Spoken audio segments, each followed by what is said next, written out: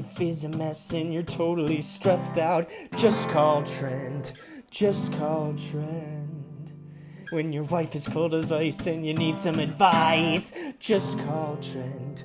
Just call Trent. He'll shoot it straight and he won't say no.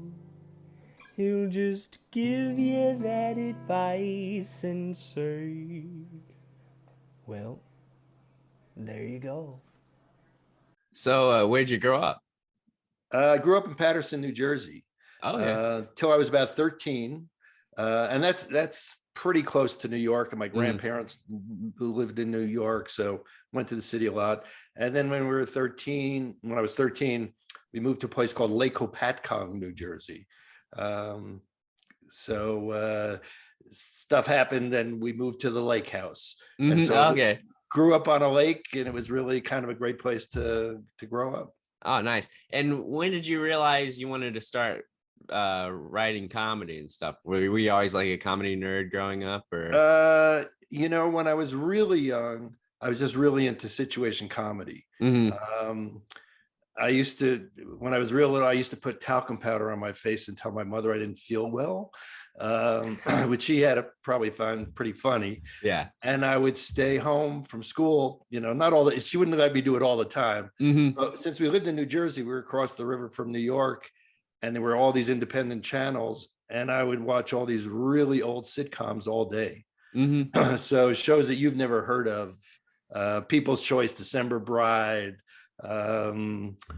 just Life of Riley. I'd watch them all day. Burns and Allen. I know Burns and Allen. Yeah. So it was like, that was school. Yeah. So I wasn't necessarily into I liked stand-up, like when watched Ed Sullivan and stuff. I always loved watching the stand-ups, but from early on, sitcom spoke to me. And then did you go to college? Yeah. It was during the Vietnam War, so you went to college. Yeah. So academics was not my long suit. Went to the University of Kentucky. Pretty sure my guidance counselor in high school was getting like $50 a head to send kids from New Jersey to Kentucky. Yeah. And spent four and a half extra year of a semester. Spent like 4.5 years there. And then that extra semester is when the draft lottery happened. Then I went back to New Jersey and did a bunch of other stuff before I finally had the balls to say, let's go to Hollywood. What made you decide to go to Hollywood? What was? So I got married right out of college. We were really young and changing jobs, and didn't get into advertising in New York or anything like that, and wound up being the BVD underwear salesman living in Houston, Texas, driving 40,000 miles a year in half of Texas. Oh, man. Okay. And I did that for 2 years. And I finally said to my wife, I can always get a job I hate as much as this one. Let's go to Hollywood and see what happens. Yeah. So I wasn't a writer. I just said, let's see what happens in show business. We literally put everything in a U-Haul and went to LA. Wow. So you all throughout, you always knew you wanted, you weren't sure you're going to be a writer, but you wanted to be. I knew I know I've been funny. The dinner table, I come from a pretty funny family, but the dinner table for me was Showtime. If I could make my mother pee in her pants, that big win. Yeah. So so I knew I was funny. Right. At some point I remember an aunt telling me, "Oh, you should do something with this," and it never really necessarily clicked. Actually, in New Jersey, so when video cameras, that's how old I am, first came out, the Sony Portapack. A friend of mine and I bought 2 of these, and we would go to country clubs and shoot the club championship, or their champion, not even their championship, the club tournament. This is when nobody had seen themselves on television. Right. Okay, so we'd show that at the banquet at night. But I did stuff like I cut a club in half and put a dowel in it. So I tell a guy, okay, miss the ball 3 times and then break the club over your leg. Okay. And we shoot that. Mhm. And then I have a guy miss the ball a couple times in the sand trap, look around and then throw the ball up on the green. We'd always catch people pissing in the woods. Yeah. And then so that was, it was like the attempt to be in show business without saying, I'm going to go be in show business. Right. Okay. When that failed, that's when I got the job with, fortunately, that's when I got the job with BVD. Mm-hmm. They moved me to Houston. And I went to LA. Yeah. And then when you get to LA, you join an improv group with. Yeah. So I started, I decided to write and realized that you made no money writing for comics. Mm-hmm. So I started writing. Were you trying, did you go to a club and like try to sell comics material? No, I didn't. No, I just, from probably, when you first got to New York, the first day you get there, you meet someone who's been there for 2 days and they have twice the knowledge that you have. Right. Okay. And my sister was living there and she had been in show business. She had been a talent coordinator on the old Joey Bishop show. Oh, okay. So she introduced me to a couple of people who were also aspiring writers. Mm-hmm. And so I got the message, don't write for stand-up comics. Yeah. So I started writing spec scripts, wrote a Rhoda, wrote a Barney Miller, and had other people reading them. And it was encouraging. It was like, you can't write this yet, but you should keep doing this because you can obviously write a joke. Yeah. And at some point, a friend said he knew this woman, Dee Marcus, who was just starting in this improv show. And I went to this show Off the Wall on opening night. And it was like, whoa, these people are talking to each other in jokes. And so I signed up for the workshop. Mm-hmm. And like 6 weeks into the workshop, one of the original cast members decided to become a priest because better paying form of show business. Right. And they asked me to be in the show. So I got into Off the Wall. Mm-hmm. And so that's when I was doing improv. And we did a show every Friday and Saturday night.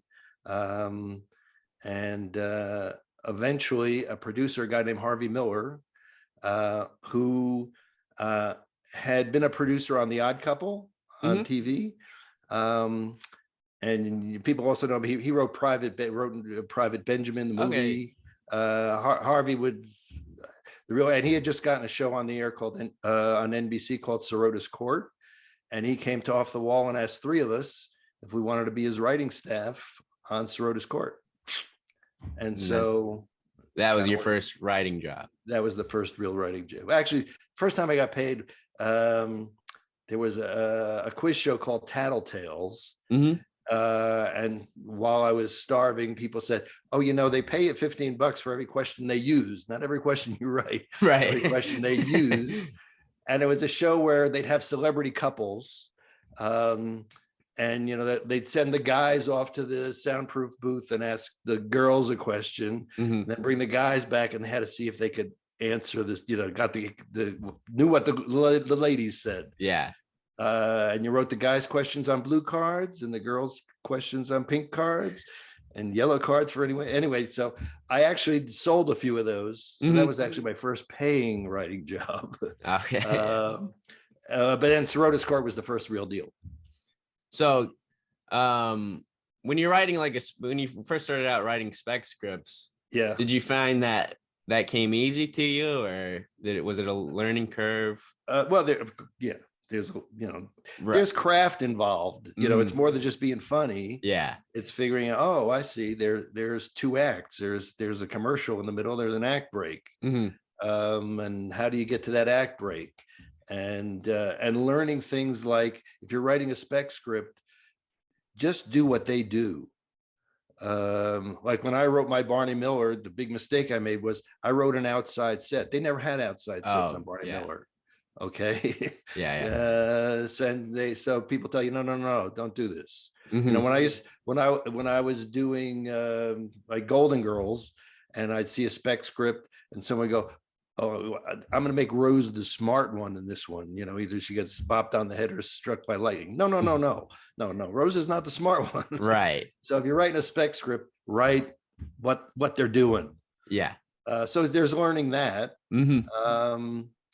And I had just written a spec for a show called Joe and Sons, which didn't make it, but it's like I liked it. And I wrote one, and it was the first one when the producers read it and said, "Oh, let's set a meeting, and you can come in and pitch."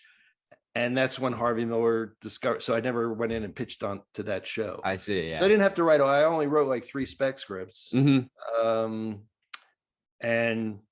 Harvey Miller didn't care that actually. So he discovered that the day Chris Thompson, who went on to do Bosom Buddies and brilliant writer, Judy Askins, who was Judy Irvin back then, who wound up directing Perfect Strangers and a whole lot of Miller Boyette shows, and me, and Judy kind of wanted to be an actress, and Chris just wanted to stop living in his car. And so I was the only one writing the spec scripts. And I said, so I asked Harvey, do you want to read the spec script? And he said, well, what if I don't like it?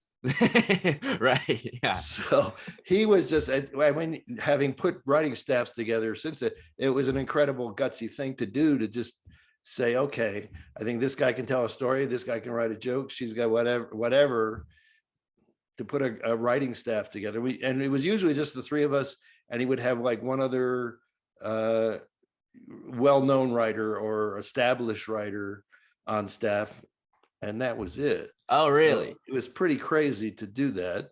Yeah, because normally a show. Yeah, you want people with credentials. Yeah.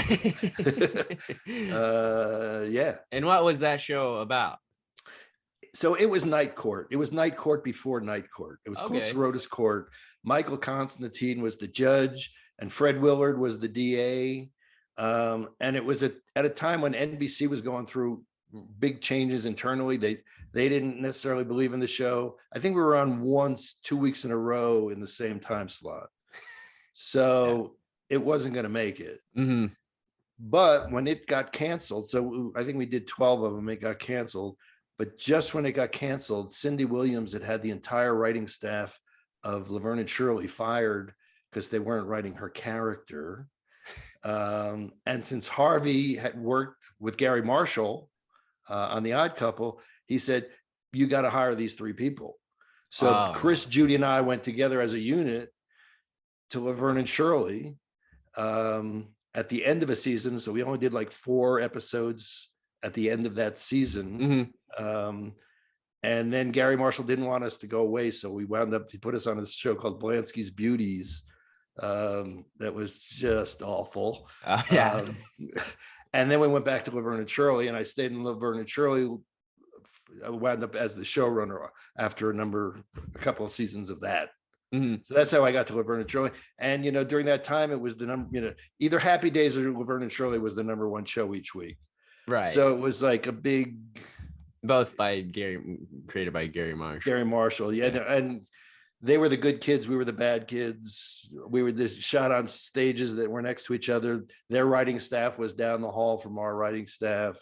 But Laverne and Shirley was really the first show that the National Enquirer followed, because Penny and Cindy didn't get along, and there was all that stuff. So how long did you write before you became like the showrunner on Laverne and Shirley, right? Yeah, so it was a couple seasons. So what happened on Laverne and Shirley, just like Cindy had the writing staff fired, whoever was the showrunner at some point would go.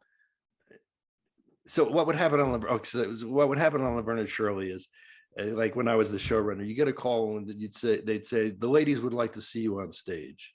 Okay, and the first thing I would do is I'd call my wife and say, I'm not coming home tonight. Yeah. Okay.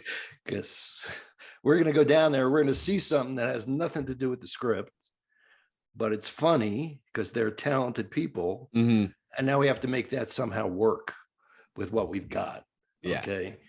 And showrunners before me at some point would go, God damn it, this week we're going to get them to do what we've written. And they'd be fired. They'd be gone. It was like, it's real simple. You've got the #1 show. You're going to get rid of the writers or the stars? Right. You're going to get rid of the writers. Yeah. So at some point, the studio finally said, listen, we're not paying off any more deals if you get fired.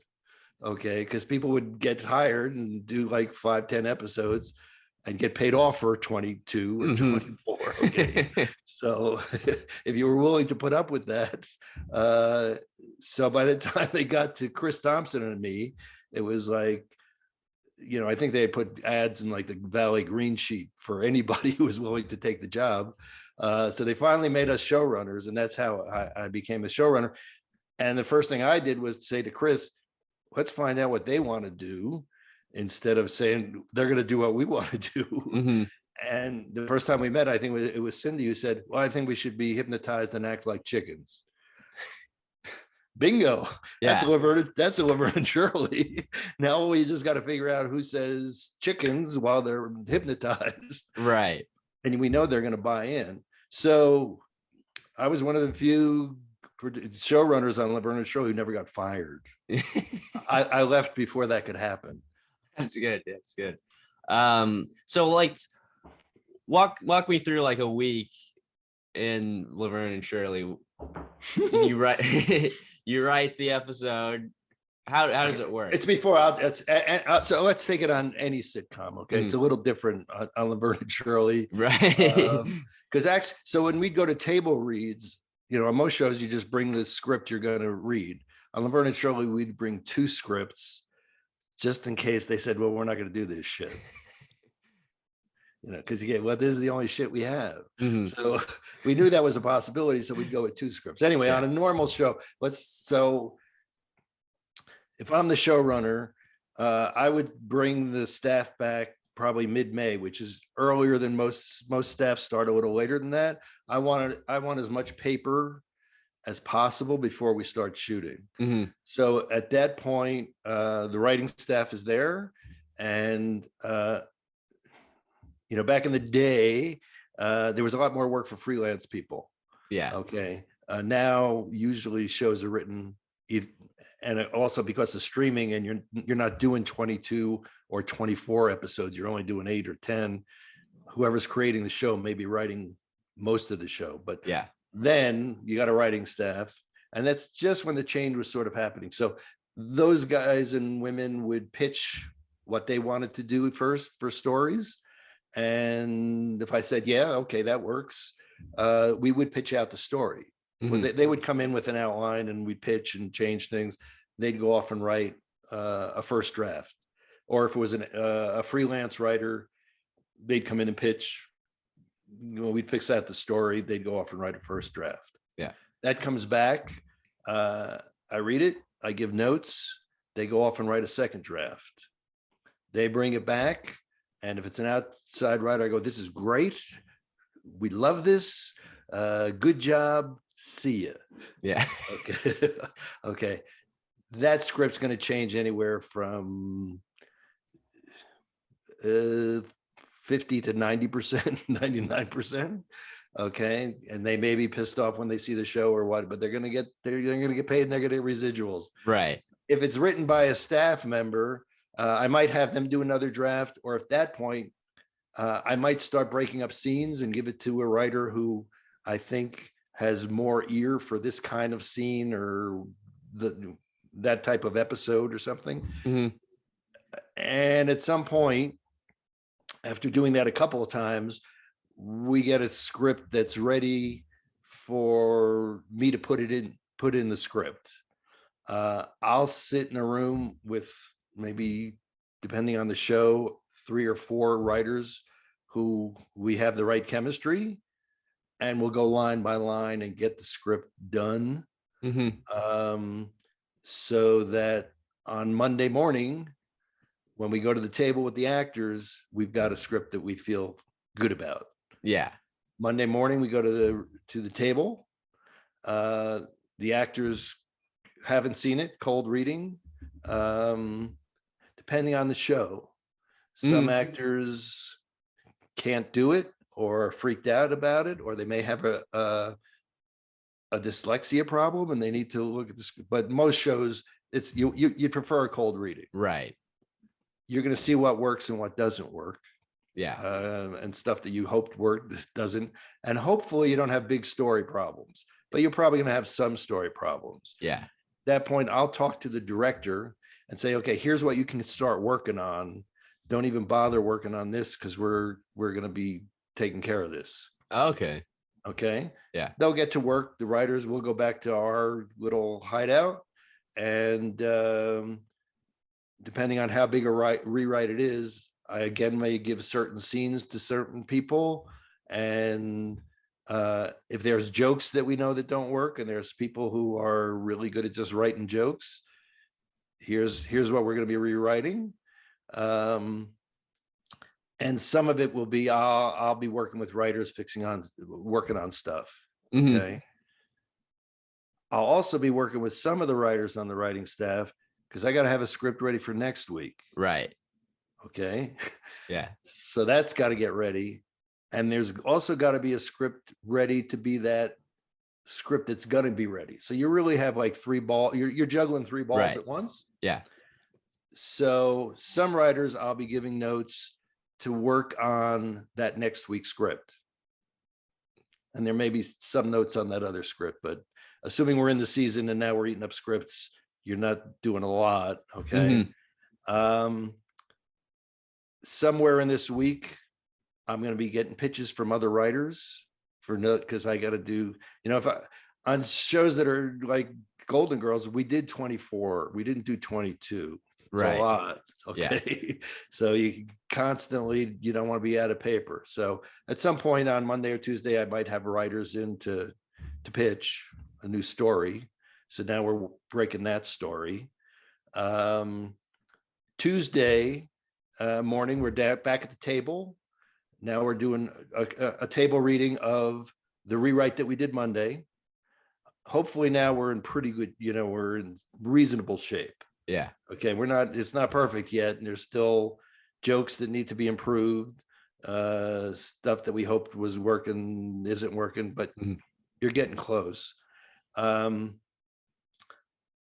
along the line on Tuesday, probably the editor is going to tell me that he's got a cut of last week's show for me to see. So people keep writing. I'm going to go look at this cut. So that's some of the editing that you got to do. Mm-hmm. End of the day, Tuesday is the first run through. Okay. Now at the end of the day, we're going to go down to the stage. Actors won't be off book. They'll have the script in their hand, but now they're actually going to do the show kind of. And now we're going to see, stuff that was funny at the table isn't so funny on its feet. Right. That has to be redone. But usually Tuesday night is the big rewrite. Okay. If there's any big problems, now we're going to go order dinner, which is the most important part of the week. And the reason you want to be a showrunner is you kind of decide what restaurant you're going to go to. Yeah. And we go to work. Okay. And depending on the show, hopefully you get done by maybe 10, 11 o'clock at night. And that's Tuesday. Wednesday morning, another table read. Now, hopefully we're in really good shape. Yeah. Couple jokes, you're still going to be working on a couple jokes. Now we're starting to get serious about working on next week's show. May see another cut.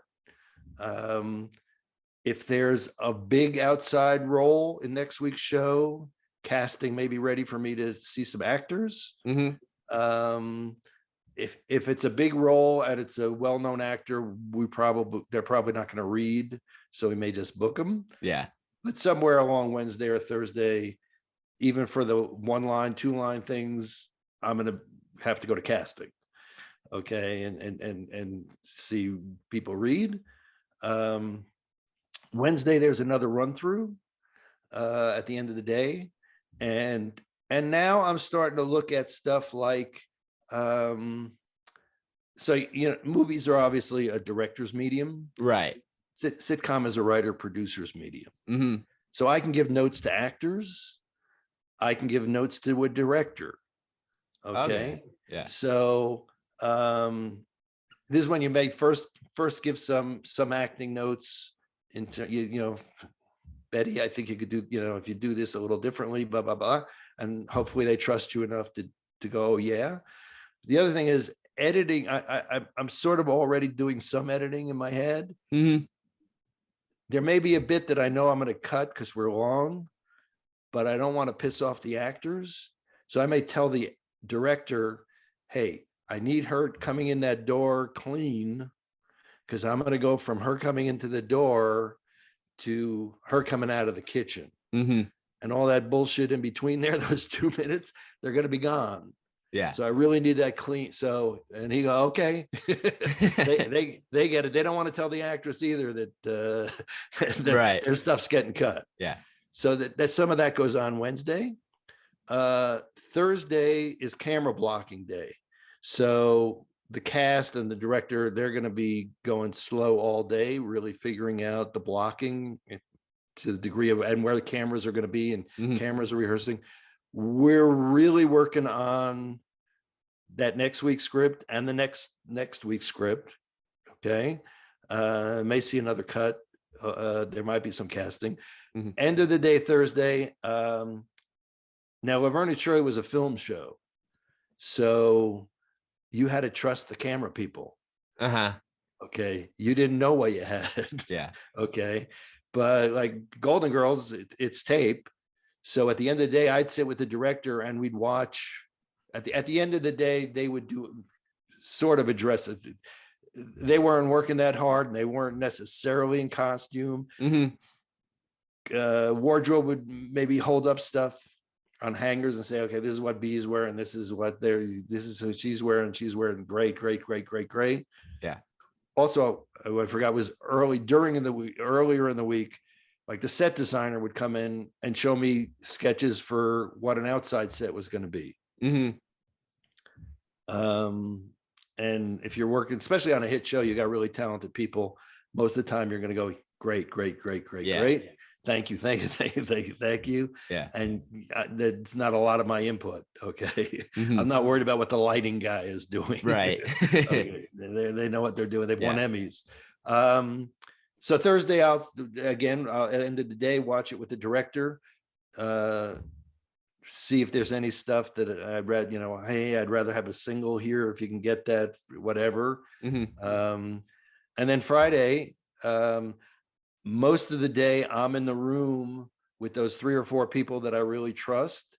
And we're doing that line by line for next week's script. 4:00 is a dress rehearsal. We shoot it, but it's a dress rehearsal with an audience. Yeah. We're going to find out some of the stuff that we thought was funny during the week the audience didn't think was so funny. Right. Some of the stuff that we didn't know was funny, got a laugh. Yeah. Okay. We go to dinner with the cast. Now I'm going to give notes to the cast at dinner that, hey, there's a laugh. You've got to hold for this laugh, or be careful, on this cross. They're going to be laughing on the cross. It's those kind of stuff. Yeah. Or hey, on that line with B. Arthur, it was like, be a little mean on that reading. See if you can lighten it up a little bit. And then we'd go do the 7:00 show, which was the real deal. On a film show like Laverne and Shirley, I'm on the floor watching what's going on, making sure we have the performances, deciding what pickups we might have to get. Because you've got the audience for a couple. They think they're coming to see a half-hour show, right? Yeah, you know the deal. Then they're going to be there for a couple hours. Yeah. At some point, you're going to lose them. So sometimes you decide, let's just wait. We'll send them home, and we'll go back and get this scene. Yeah. Or especially on a newer show, you may want to redo a scene, a whole scene that they don't know what from another show. Okay, from a different episode. Yeah. Okay, so now you're going to send the audience home and do the pickup. And then on a show that's being taped, I'm in the booth watching the show being shot, deciding we got it, we don't got it, let's do that again, let's get a single of Estelle doing that line or whatever.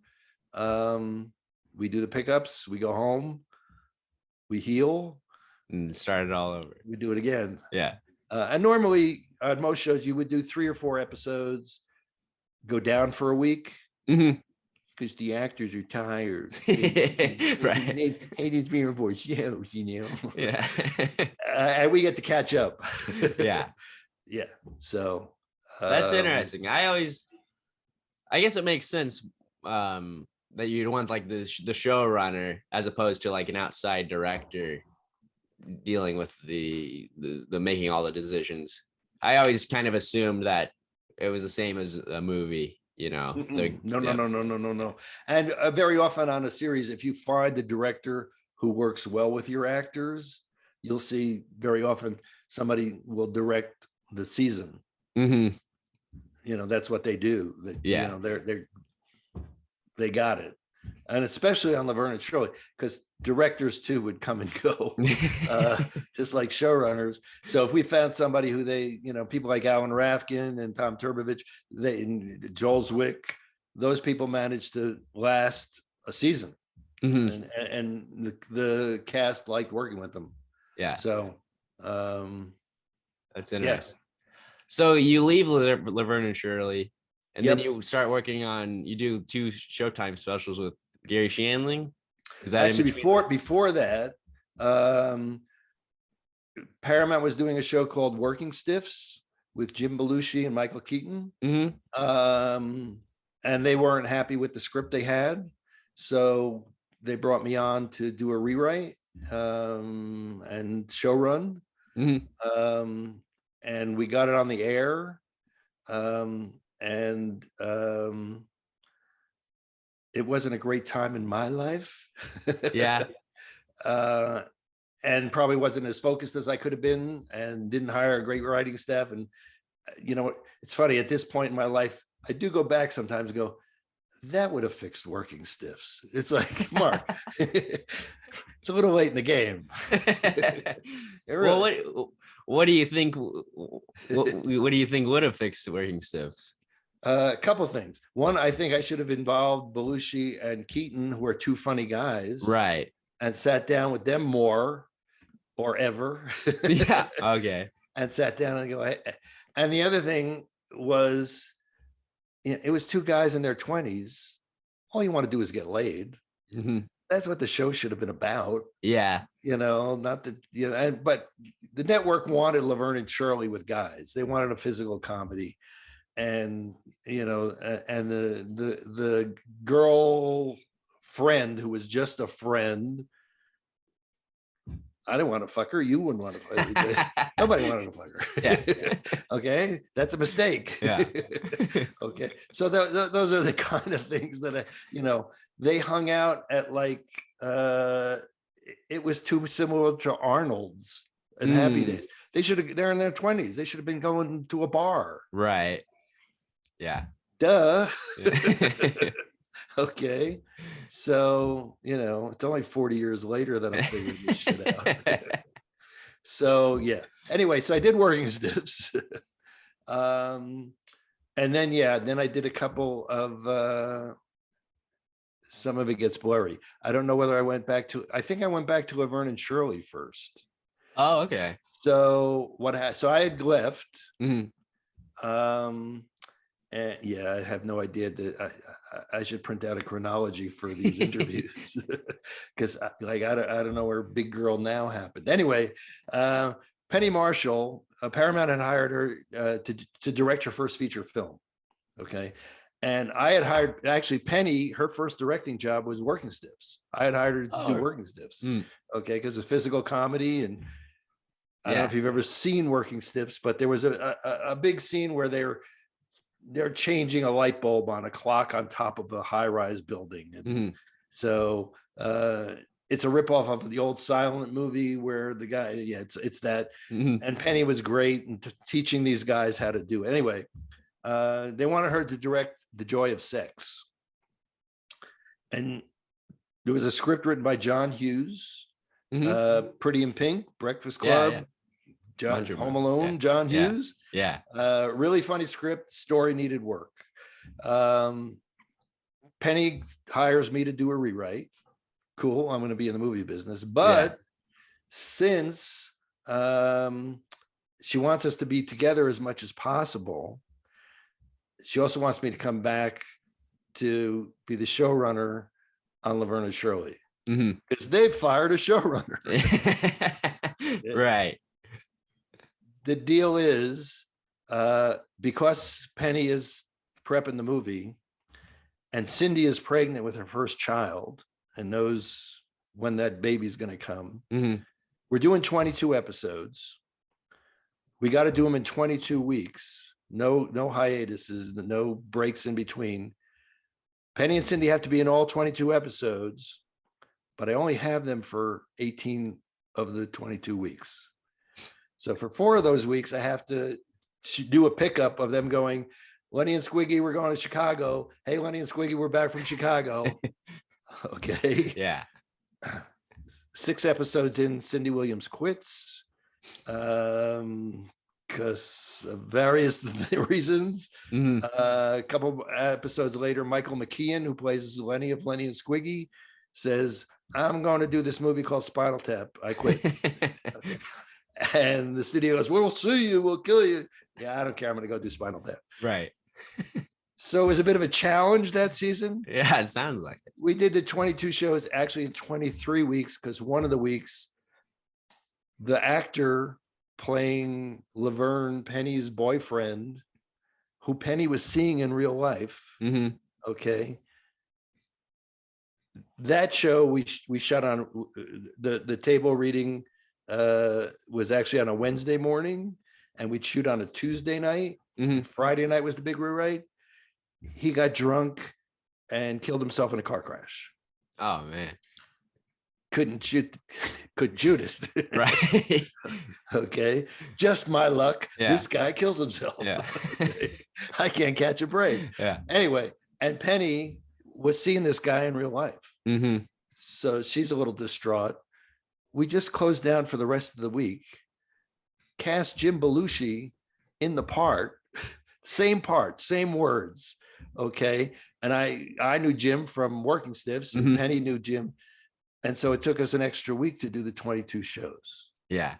Crazy season. Yeah. For some reason after that, and as happens in show business, I couldn't get arrested. It was like the best producing job I ever did. And like, I'm out of work. Okay. Right. But I was friends with Garry. You know, Garry and I actually met in that off the wall workshop. That's how long we had known each other. Yeah. People don't know, Garry and I did a double act for a very brief period of time. Oh, really? So Gary's middle name was Emmanuel. My middle name is Daniel, and we were Daniel and Emmanuel. Really? Okay. We actually did the act like twice, 2 or 3 times tops. Yeah. Because it was terrible. It was just awful. Okay. I spend time now fixing that act. That's how crazy I am. Anyway, and that's just before I got discovered. And he decided that he wasn't good, because at the time Garry was writing sitcoms. Yeah, Garry he wrote for Sanford. and he decided, I'm not doing this anymore, and was like, God bless. And so anyway, Garry and I had been good friends for a long time, and he had just sold. They just sold his first Showtime special, which was Garry Shandling Alone in Vegas. And so yeah, I wrote and was a producer on that. And then we did Garry Shandling 25th anniversary show, which was like the talk show. That was it was the 25th anniversary of this talk show he had. And so it was a clip show. Yeah. Which was a lot of fun because we got to do original stuff. And I don't know, even you may not know who Senor Wences is. I know. Yeah, I know who Senor. Okay. So Senor Wences is like growing up on Ed Sullivan. I loved it. Let's get Senor Wences. Senor Wences. We got Senor Wences. So and that was some of the fun of doing that show. So yeah, I got to do those 2 specials.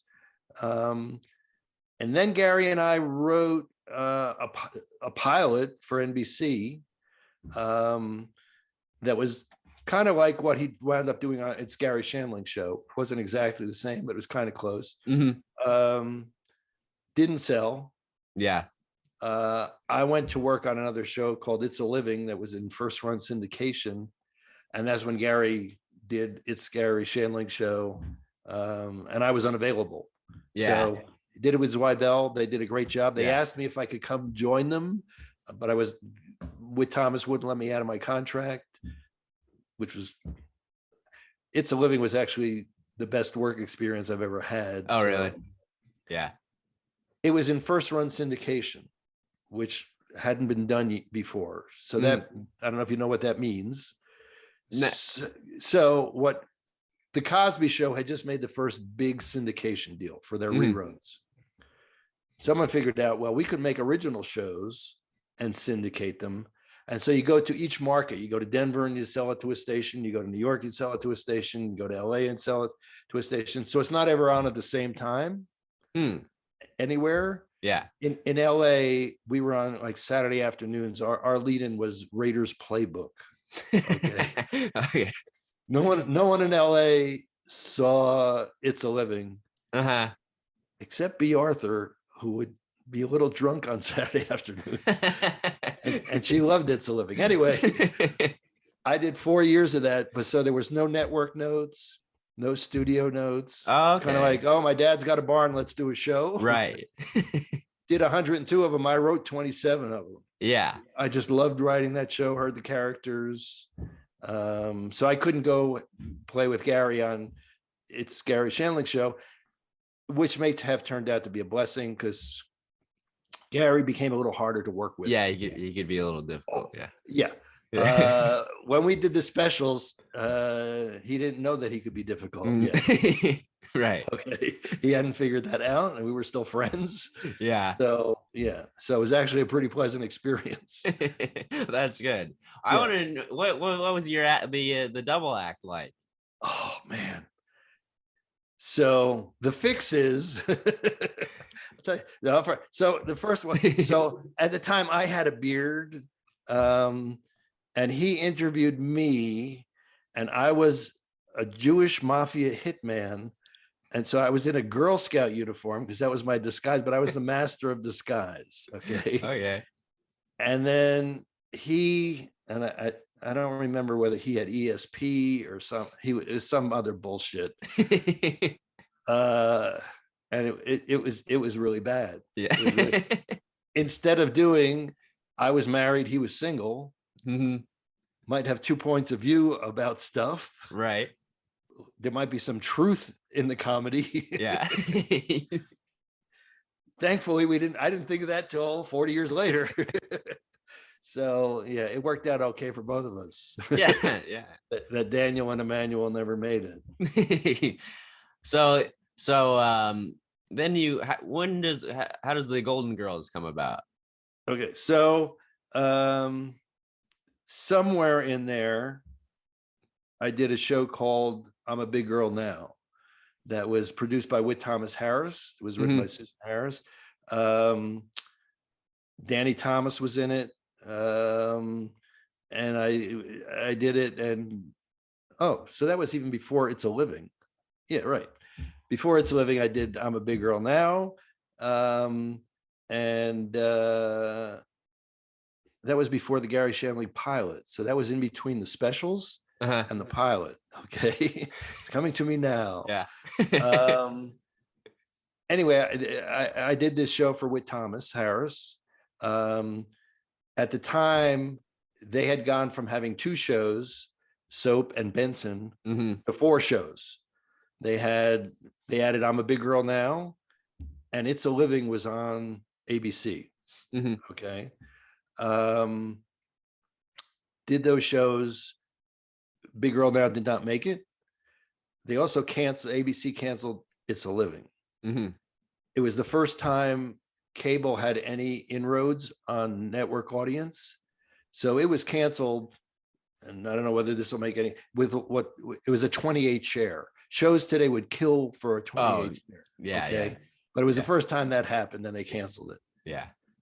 And this is a longer way to get to Golden Girls, but it makes sense. Okay. So then I'm writing the pilot with Garry, and I'm working on the pilot with Garry, and we have a meeting at NBC, and we're at NBC, and I run into Paul Witt, who's there on another project. And he said, "Oh, we're doing It's a Living in syndication. We should talk." Mm-hmm. Once NBC didn't pick up that pilot, they hired me to do It's a Living. Mm-hmm. So now I do 4 years of It's a Living, 102 episodes, great work experience. And now it's over. And Garry and I are both with Brad Gray as our manager. And Garry had just made a deal with Fox. They were going to put It's Garry Shandling show on Fox because nobody saw it on Showtime. Right. And it came with some pilot guarantees that he could do more shows, which led to the lawsuit eventually of Garry and Brad. Yeah. Okay. But in the meantime, so they call me and they say, "We want you to do a show with Bill Maher. Bill Maher's going to do. Okay. And I say, great. The fix at this point is sat down. "Oh, I'd like to meet Bill Maher. We should talk. We should see if we like each other, if we make each other laugh. Why does he want to do this show? You know, what is it?" Some of the things that I said, sure. Okay. Yeah. Bill Maher, obviously a talented, funny man. Mm-hmm. We're in a room together for 3 days, and I don't think we've made each other laugh ever once. Okay, maybe once. Yeah. Okay. And he's not the easiest guy to work with. Sure. I may not be who knows? Maybe I'm not as easy to work with as I think. And so Golden Girls had been on for 4 years, and typically on a sitcom, very often after 4 years, you change writing staffs. Mm-hmm. You know, you've done The Cabin Show 3 times. You've done Lucy's Painted Her Hair Purple and The Boss Is Coming to Dinner 5 times. And you need people who can do those same 7 shows, but differently. Right. Okay. So I knew that they were making a change on Golden Girls and so I called Paul Witt and said, "Paul, have you found anybody yet for Golden Girls?" He said, "No." And I said, "How about Marc Sotkin?" So, which was sort of crazy on my part to do that, but I had a very good relation with Paul Witt and Tony Thomas. So I just called Paul, and he said, "That's interesting. Let me talk to some people." He talked to NBC. I went to lunch with the ladies, didn't chew gum, dressed nicely, took them to a nice restaurant. B. Arthur had watched It's a Living on Saturday afternoons. Yeah.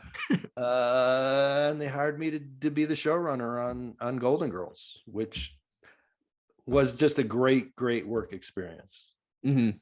A lot of pressure. You know, yeah. They're giving you the keys to a really expensive car. Right. Yeah. And don't fuck it up. Exactly. Yeah. You know, that's pretty much what the deal is. But it was a great place to work, and I liked it. That's good. It was, yeah.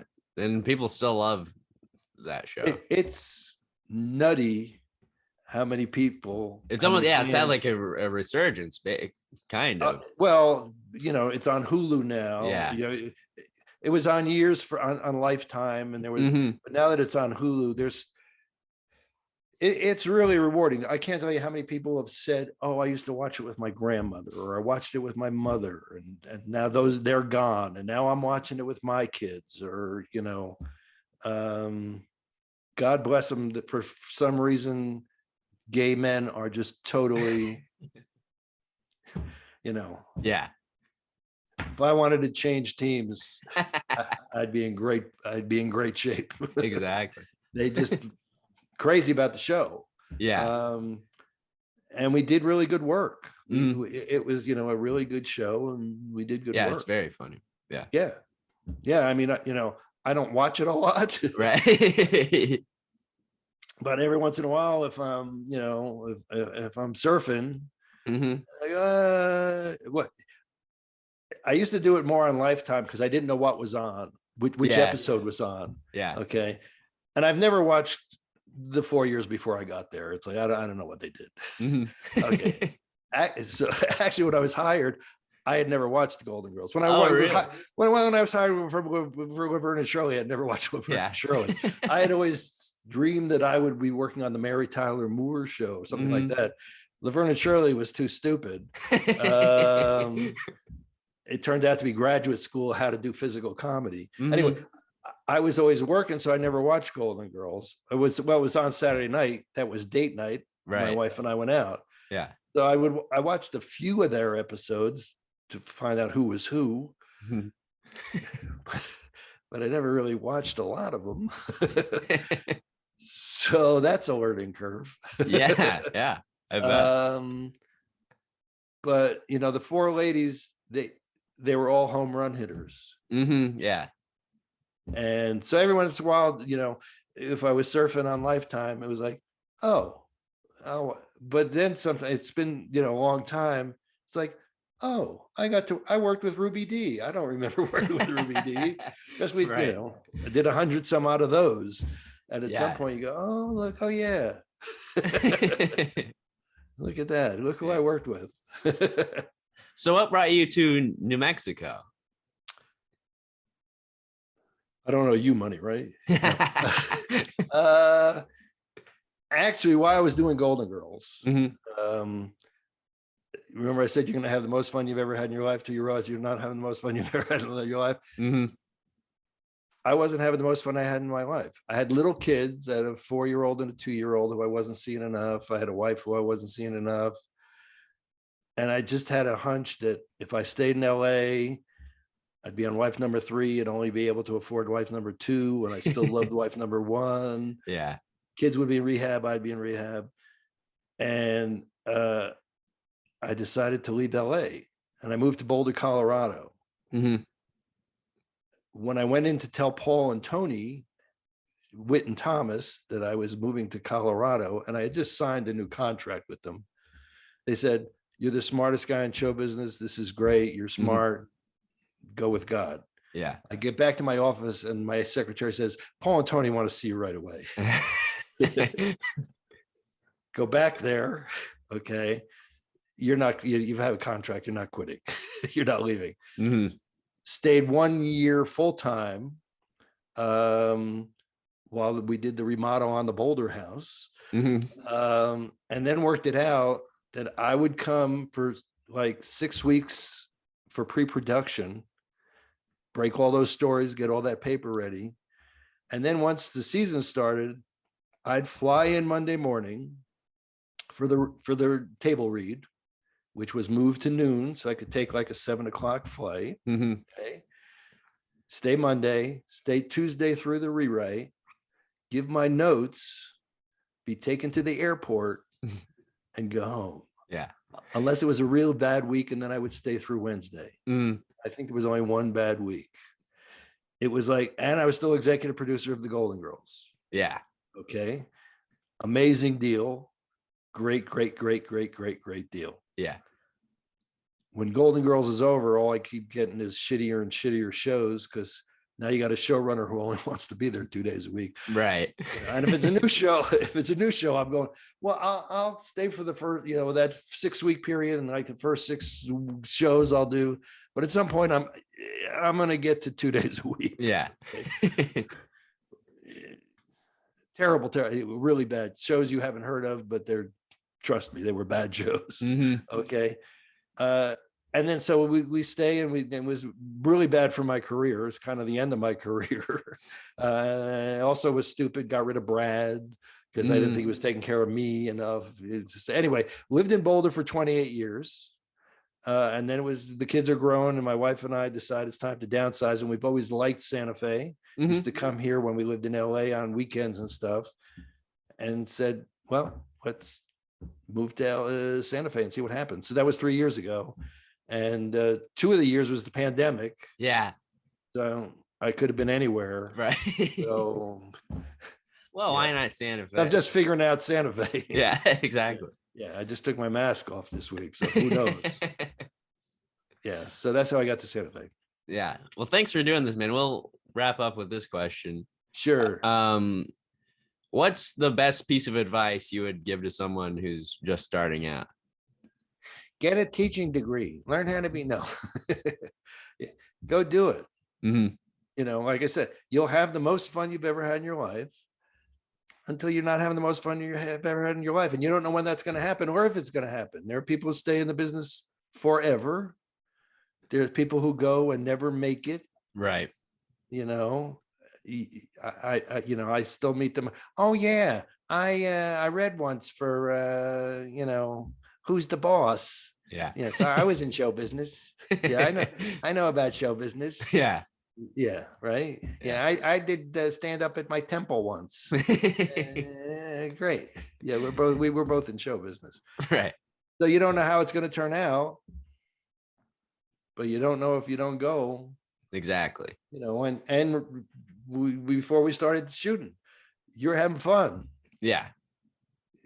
You know, how many commas in the number you're making in terms of income? Not a lot. Any commas yet? Any commas yet? Not this year. Okay. It's early in March. Yeah. So yeah, but would you stop if your parents said, come home now? No. Yeah. Yeah, you wouldn't. So yeah, that's the advice. That's good advice. And I don't get it, quite frankly. Yeah. Because it's changed. It's all changed. Right. That's true. I'm a fucking dinosaur, man. It's like, I don't even know if you're working how you make a living doing 8 episodes or 10 episodes, and then they put a hold on you, or, do you, besides this, are you working online? Do you do TikTok? Do you do? Yeah. I try to do all that stuff. Yeah. What the fuck? Yeah, it's a lot. You know, we used to just have to go to hang out at the store. Right. And, and hopefully, somebody's going to give you 5 minutes on, open mic night. That was hell. Yeah, you still have to do that and do all the social and do these. So I yeah, but you still, or you can go sell underwear in Texas, I guess. Exactly. So I'd go do it. Yeah. Yeah. I'd go do it again. Yeah, it was fun. Yeah. Good. Well, thanks for doing this. Anything you want to plug or anything? I do have actually, if people are interested right now, I've written 3 novels. Okay. They're all available on Amazon. But for the past few months, I've put a lot of stuff that I've written, pilot scripts. Yeah, I was looking at some of that stuff. Yeah. Yeah. It's all available for free right now. Actually, I've got an appointment. I'm going to talk to my web guy later this afternoon. The novels aren't going to be free anymore. Okay. So act fast. Yeah, it's a free download. Yeah. And the first one with Time Off for Bad Behavior, cover quotes by Jay Leno, Garry Shandling, B. Arthur. They're free, and if you don't laugh, I'll give you your money back. There you go. So that's good. So that's the only plug. All right. Yeah. And The Improbables is also downloaded. That's actually a graphic novel with there's some animations in it. This is about 5 older superheroes who didn't get the best superpowers in the world. Jimmy J.J. Walker is one of the guys. Oh, I opened for him one thing. Okay, Paul Wilson, who people know from Cheers and a lot of other places, is Jim Valley, who was one of the funny boys when he used to. Yeah. Who's a brilliant writer. He wrote with me on Golden Girls. And Bruce Valanche is one of the voices. So again, if you don't laugh, I'll give you your money back. So it's a graphic novel, but there are short animations in it. So that's all awesome stuff that's available on marcsotkin.com. Yeah. MarcSotkin.com. Well, thanks, man. This was a lot of fun. Cool. I enjoyed it. Yeah. Good to talk to you. Good luck. Hope to see you when are you opening in Albuquerque at I'll try to get out there. At Hoo-Ha's or someplace. I'll let you know. All right. Take care, man. You too. Okay. Hey baby, I hear the blues are calling. Tossed salads and scrambled eggs. Mercy.